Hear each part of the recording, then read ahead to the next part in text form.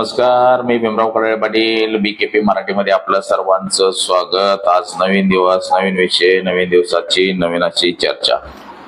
आज चर्चा घेऊन आलो म्हणजे बघा, नरेंद्र मोदी आणि अमित शहा हटावचा नारा आता दस्तूर खुद्द गुजरात मधूनच सुरू झालेला आहे। गुजरातमध्ये काल भलं मोठं असं आंदोलन झालं की नरेंद्र मोदी, अमित शहा राजीनामा द्या।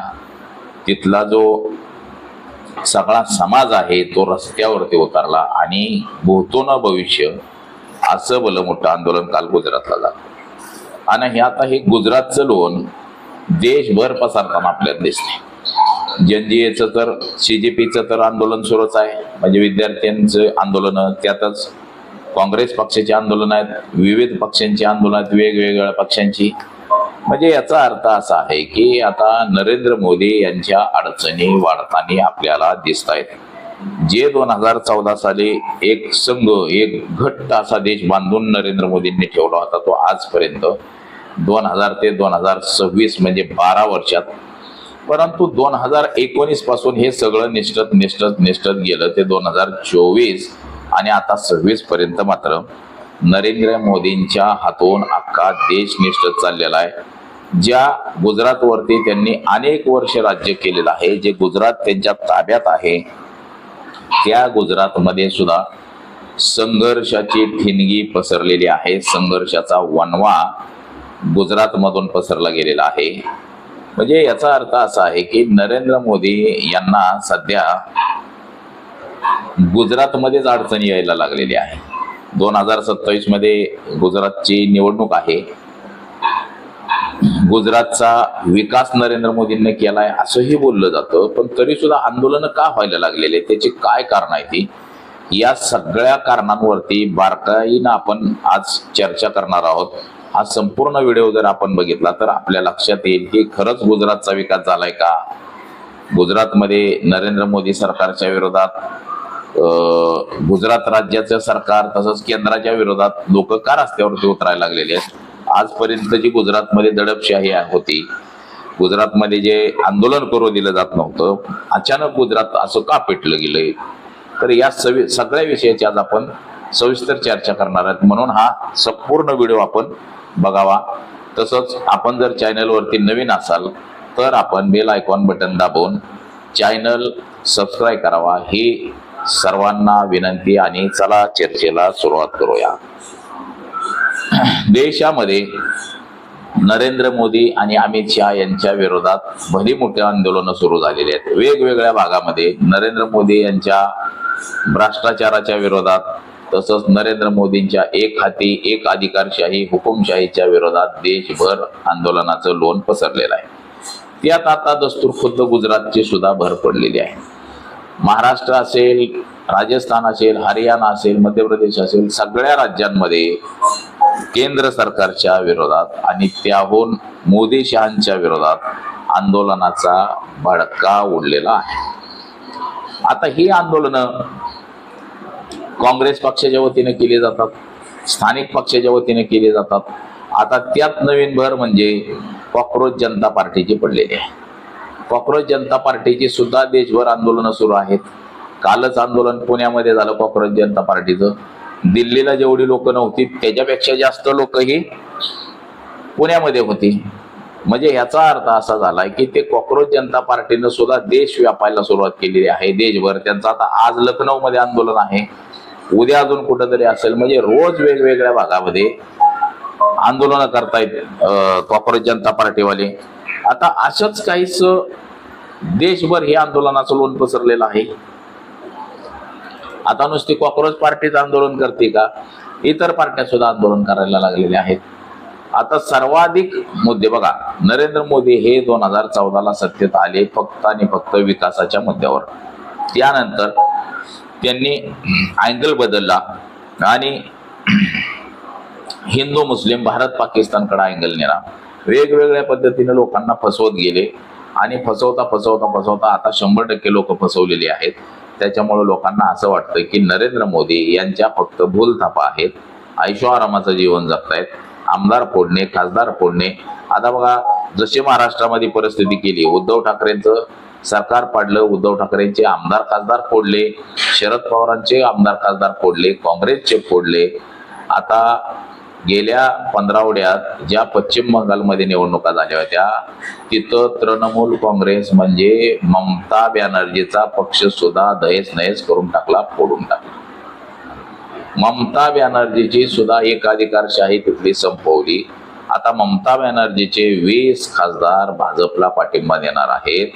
म्हणजे बघा, जिकडं तिकडं तोडफोड केलेली आहे. आणि ह्या सगळ्या राजकारणाला जनता वैतागलेली आहे, कंटाळलेली आहे.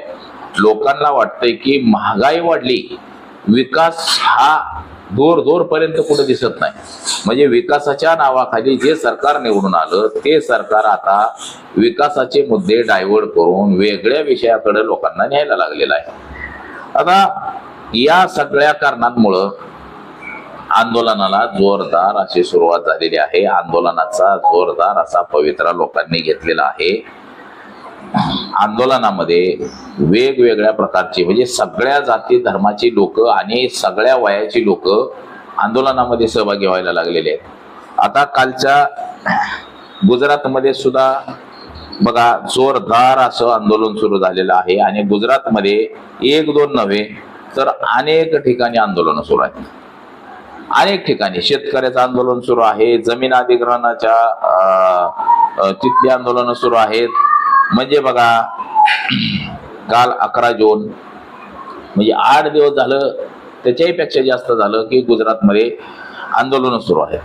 आता तिथं गुजरात किसान काँग्रेस आणि किसान संघर्ष समिती यांचं आंदोलन चालू आहे. त्यांच्या प्रमुख मागण्या आहेत: जमीन अधिग्रहणाला अपुरा मोबदला दिला जातोय, शेतीमाल आणि दुधाला कमी भाव दिला जातोय, वाढता खर्च आहे, शेतातून जबरदस्तीनं हाय टेन्शन वीज वाहन्या म्हणजे त्या लाईटीच्या तारा घेऊन गेल्या जाते. आणि हे सगळ्यासाठी 1500 ट्रॅक्टर घेऊन लोक रस्त्यावरती उतरले ती आंदोलनासाठी. आणि जवळपास 7 जिल्ह्यामध्ये हे आंदोलन सुरू आहे शेतकऱ्यांचं. म्हणजे एवढ्या मोठ्या संख्येनं आंदोलन सुरू आहे. आणि याच्यामध्ये गावच्या गाव आंदोलनामध्ये सहभागी आहे, महिला सहभागी आहेत, सगळे शेतकरी सहभागी आहेत. आता बघा, टांकारा वाकानेर भागामध्ये खनिज वीज कंपनीच्या हाय व्होल्टेज लाईनसाठी शेतकऱ्यांना नोटिसा दिलेल्या आहेत, पण शेतकऱ्यांना त्याचा मोबदला मिळालेला नाही.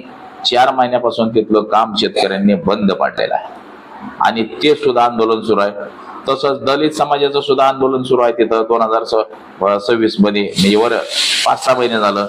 आता त्यामध्ये काय म्हणतंय, जुनागड NSUI नेता संजय सोळंकी यांना भाजप आमदार गीताबा जडेजा यांच्या मुलाने मारहाण केली. अपहरण करून शेतात नेऊन बंदुकीचा धाक दाखवून मारहाण केली. तसंच त्यांच्या मागण्या सुद्धा काय आहेत बघा. सर्व आरोपींवरती 12(0)B म्हणजे गुन्हेगार कट वगैरे कलम लावून त्यांना अटक करावं. विशेष सरकारी वकील नेमावं. 6 महिन्यात फास्ट ट्रॅक कोर्टामध्ये तो चालवावा. दलित समाजाच्या रॅलीमुळं गोंडल APMC गुजरात मधल्या सर्व मोठ्या बाजारपेठा बंद पडलेल्या आहेत. बघा, म्हणजे गुजरातची स्थिती आहे. दलित समाजाचं तिथं जे आंदोलन सुरू आहे त्या आंदोलनामुळं गुजरातच्या सर्वात मोठ्या बाजारपेठा बंद पडलेल्या आहेत. म्हणजे गुजरातची स्थिती हे आपल्याला कुठलाही चॅनलवाला दाखवणार नाही. ही जी गोदी मीडियाचे जे सगळे चॅनल आहेत हे आपल्याला हे दाखवत नाहीत. ही सगळी भिकारचोट मीडिया झालेली आहे. मीडिया सगळी म्हणजे सगळं बंद पडलेलं आहे गुजरातमध्ये सुद्धा. आता काँग्रेसचं देशव्यापी आंदोलन सुरू आहे, त्यामध्ये गुजरातचा सुद्धा सहभाग आहे. बघा, त्याच्यामध्ये मुद्दे आहेत: महागाई, बेरोजगारी, पेपर लीक, शेतकरी प्रश्न. गुजरात मधले विशेष मुद्दे बघा. राज्यसभा निवडणुकीत काँग्रेस उमेदवार मीनाक्षी नटराज यांचा उमेदवारी अर्ज रद्द केलेला आहे. भाजप समर्थित अपक्ष परिमल नवनाथ यांचा अर्ज मंजूर. दुहेरी मापदंड दिलेला आहे. या सगळ्या गोष्टींवर देशव्यापी आंदोलन सुरू आहे, त्याच्यामध्ये गुजरातचा सुद्धा सहभाग आहे. आता सुरत मधलं सुद्धा पोस्टर वॉर सुरू झालेला आहे. महानगरपालिका निवडणुकीआधी सुरत मध्ये भाजप बघा विरोधी पोस्टर लागले, भाजप विरोधी. ते कुठं कुठं लागले? पंडेसरा, दिंडोली, कतारगामा, पुणा भागात वाहतूक विस्कळीत झालेली आहे. बागांच्या भिंतीवरती पोस्टर लागलेले आहेत. आरोप आहे भ्रष्टाचार वाढला, शिक्षण महाग झालं, महागाई, फी, ड्रग्ज, दारूचा प्रश्न, वाहतुकीची कोंडी, असे अनेक प्रश्न आहेत. पोलीस कारवाई बघा, 5 पोलीस ठाण्यात 18 जणांवरती कारवाई केली, त्याच्यामुळे सुद्धा आंदोलन सुरू आहे. आता सरकारी कर्मचाऱ्यांचं सुद्धा गुजरातमध्ये आंदोलन सुरू आहे. म्हणजे सरकारी कर्मचारी 5.5 लाख तिथले आंदोलनावरती आहेत गुजरात मधले बघा.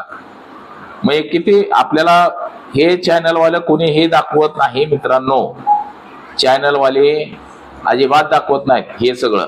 आता गुजरात कर्मचारी गुजरात सरकार कर्मचाऱ्यांच्या विरोधात आहे म्हणून विधानसभेत भाजप विरोधी प्रचार करणार असं सुद्धा गुजरात मधल्या सगळ्या सरकारी कर्मचाऱ्यांनी सांगितलेलं आहे. 6वा वेतन आयोग लागू करा, म्हणजे अजून गुजरातमध्ये 6वा वेतन आयोग सुद्धा लागू केलेला नाही. 7वा, आता 8व्याची तयारी आहे, पण 6वा सुद्धा लागू केलेला नाही. आता गुजरातमध्ये विरोधी पक्षांची काय स्थिती आहे बघा. 26 पैकी एक जागा काँग्रेसकडे आहे लोकसभेची.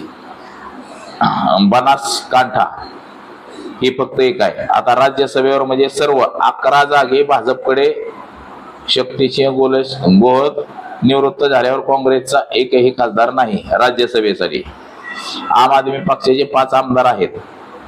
महापालिकेमध्ये सुरतमध्ये 27 वरून 4 वर्ग सरत झालेले आहे. म्हणजे बघा गुजरातमध्ये शेतकऱ्यांचं आंदोलन सुरू आहे, दलितांचं आंदोलन सुरू आहे, सरकारी कर्मचाऱ्यांचं आंदोलन सुरू आहे, काँग्रेसचं आंदोलन सुरू आहे, आम आदमी पक्षाचं आंदोलन सुरू आहे. आणि हे सगळे आंदोलन नरेंद्र मोदी हटाव, अमित शहा हटाव, हेच आंदोलन सध्या सुरू आहेत.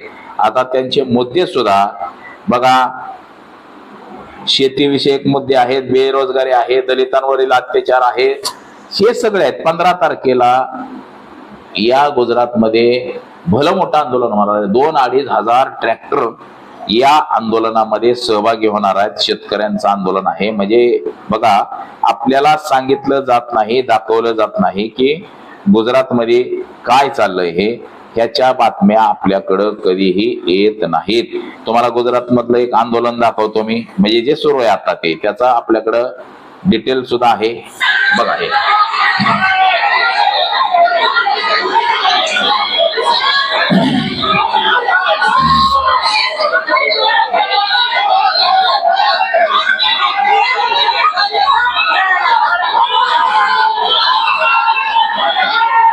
बघा, लोक कसलंही पोलिसांना आता घाबरत नाहीत.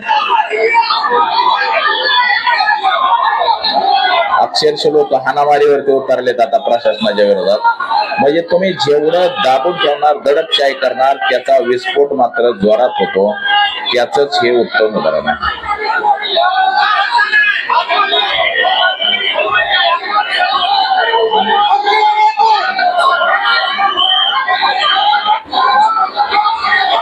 बघा, हे गुजरात आहे. आता हे आपल्याला टीव्ही चॅनलला दाखवलं जातंय का? आज तक असेल, इंडिया माझा असेल, हे सगळे विकारचोट चॅनलवाले, हे चॅनलवाले हे असलं काहीही दाखवत नाहीत. म्हणजे मोदी विरोधात, भाजप विरोधात काहीही दाखवलं जात नाही.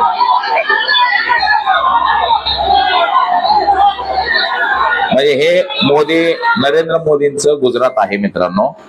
या गुजरातमध्ये जर अशी परिस्थिती असेल, बघा रस्ता सगळा जाम करून टाकलेला आहे. आपण बघू शकता कशा पद्धतीचा रस्ता जाम आहे इथं. बघा बघा, वाहनं सगळे जाम आहेत. आज गुजरातमध्ये एकही आंदोलन होत नव्हतं. म्हणजे विरोधकांची मुस्कटदाबी, दडपशाही होत होती. आज त्या गुजरातमध्ये बघा ही परिस्थिती झाली आहे. सगळं पॅक झालंय गुजरात आंदोलनाने. बघा दडपशाही कशी चालली.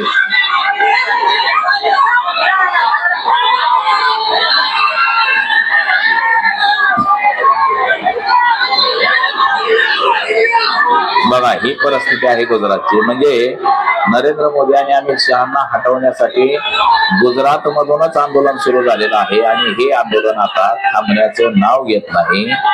म्हणजे या आंदोलनाचं लोण हे भारतभर पसरत चाललेलं आहे. म्हणजे जे गुजरात 18.5 वर्ष झालं नरेंद्र मोदींचं सरकार आहे इथं. त्या गुजरातची ही स्थिती आहे. पोलिसांनी लाठी हल्ला केला, मारहाण केली, काही जरी केलं तरी लोक मात्र इथून हटण्याचं नाव घेत नाहीत. म्हणजे याचा अर्थ असा आहे की नरेंद्र मोदी आणि अमित शहा यांच्या विरोधामध्ये मात्र आता मोठं असं वादळ घोंगावतंय असंही आपल्याला एकंदरीत दिसतंय. म्हणजे देश पातळीवरती बघा, म्हणजे देशाचा कुठलाच भाग असा शिल्लक राहिला नाही की त्या ठिकाणी नरेंद्र मोदी आणि अमित शहा यांना हटवा, राजीनामा घ्या, भारतीय जनता पक्ष हटवा, भारतीय जनता पक्षाला सत्तेतून खाली खेचा असं म्हणणारं देशामध्ये सगळेच लोक झालेत. म्हणजे कुठंच आपल्याला दिसणार नाही की बाबा मोदी शहानं काहीतरी चांगलं केलंय. आता बघा, आपल्या देशाच्या त्या मालवाहू जहाजावरती अमेरिकेनं हल्ला केलाय, परंतु नरेंद्र मोदींचा एकही ब्रशब्द निघालेला नाही. आणि ही अशा गोष्टी आहेत, म्हणजे देशामध्ये प्रचंड अशी महागाई वाढली, बेरोजगारी वाढली, गुन्हेगारीकरण वाढलंय, भ्रष्टाचार मोठ्या प्रमाणामध्ये वाढलाय. ह्या सगळ्या गोष्टी वाढल्यात आणि त्या प्रचंड वाढल्यात मित्रांनो. आणि हे सगळं वाढलेलं असताना सुद्धा जर सरकार त्याच्यावरती उपाययोजना काय करणार नसेल, सामाजिक कार्यकर्त्यांना जेलमध्ये घातलं जातं, पत्रकारांना जेलमध्ये घातलं जातंय, परंतु आसाराम बापू सारखे बलात्कारी, राम रहीम सारखे बलात्कारी मोकाट हिंट आहेत. उत्तर प्रदेशचा तो शेंगर आमदार, असे बलात्कारी मोकार हिंडतात, त्यांना जामीन सुप्रीम कोर्ट देतं. म्हणजे या देशातल्या ज्या संस्था आहेत सगळ्या, ईडी असेल, सीबीआय असेल, रोआ असेल, पोलीस यंत्रणा असेल, ह्या सगळ्या यंत्रणा राज्यकर्त्यांच्या गुलाम बनलेल्या आहेत. आणि या गुलामांना फक्त आदेश हवा आहे. आदेश आला रे आला की छो कुत्र्या कान उभं म्हटल्यावनी ते त्या आदेशाचं पालन करतायत फक्त, असं एकंदरीत दिसते. परंतु त्यांचे जे अधिकार आहेत, अधिकार हे अबाधित राहिले पाहिजेत आणि त्या अधिकारानंच त्यांनी कारवाया सुद्धा करणं गरजेचं आहे. परंतु असं होत नाहीये. ते फक्त गुलाम झालेलेच आपल्याला दिसत आहेत मित्रांनो. तर बघा, नरेंद्र मोदी आणि अमित शहा यांना हटवण्यासाठी दस्तूर खुद्द गुजरातचीच लोक रस्त्यावरती उतरले. ते म्हणजे आजपर्यंत ज्या गुजरातनं नरेंद्र मोदींना डोक्यावरती घेतलेला आहे, लोकसभेच्या 26 खासदारांपैकी अवघी 1 जागा काँग्रेसला जिंकता आली. या ठिकाणी 25 ठिकाणी भारतीय जनता पक्षाचं खासदार आहेत. तसंच विधानसभेत सुद्धा भारतीय जनता पक्षाचं बहुमत आहे. आणि हे सगळं असताना सुद्धा गुजरातमध्ये आंदोलन मात्र भारतीय जनता पक्षाच्या विरोधात सुरू झालेत. ही बाब मात्र नरेंद्र मोदी आणि अमित शहा यांच्यासाठी चिंताजनक आहे. आणि येणाऱ्या काळात नरेंद्र मोदी आणि अमित शहा यांचा राजीनामा घेतल्याशिवाय ही देशाची जनता स्वस्थ बसणार नाही असं आपल्याला सध्या तरी वाटतंय. आणि राजकीय विश्लेषकांचं सुद्धा हेच मत आहे की ज्या गुजरातमध्ये आजवर मोदी शहाच्या विरोधात भलं मोठं असं कधी आंदोलन झालं नाही, त्या आंदोलनाला सुरुवात झाली असं सगळ्या राजकीय विश्लेषकांचं मत आहे. की आंदोलनाला सुरुवात झाली याचा अर्थ मोदी शहा हे जाणार हे तितकंच खरं आहे. तर आज एवढंच. माझा सहकारी कॅमेरामन अनिकेत मी